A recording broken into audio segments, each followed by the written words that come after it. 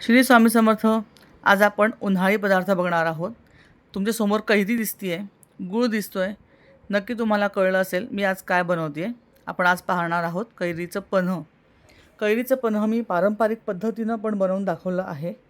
Plus तेच पन्हं, तीच पद्धत वापरून आपण आपल्या मुलांसमोर, आजच्या पिढीसमोर आपण नवीन पद्धतीनं जर का ती मांडलं तर त्यांनासुद्धा ते खूप ॲट्रॅक्ट करेल आणि त्याची चवसुद्धा खूप आवडेल.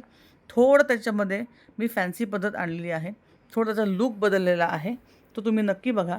तुमच्या मुलांनाही ते नक्की आवडेल. तुमच्या डोळ्यांना जी गोष्ट आवडते ती तुम्हाला खायला किंवा प्यायला नक्की आवडते. तुम्ही हे असं करून बघा. मुलांसोबत तुम्ही पण याचा आनंद घ्या. तुम्ही ही पद्धत वापरली तर तो घोट पिताना तुम्हाला त्या कैरीचे फोडीला आपण जसं तिखट मीठ लावून खातो तसंच तुम्हाला त्याचा स्वाद येणार आहे. तुम्ही करून बघा. नक्की मला तुम्ही रेसिपी केल्यावर तुम्ही नक्की मला कमेंट करून सांगा तुम्हाला कशी वाटली ती.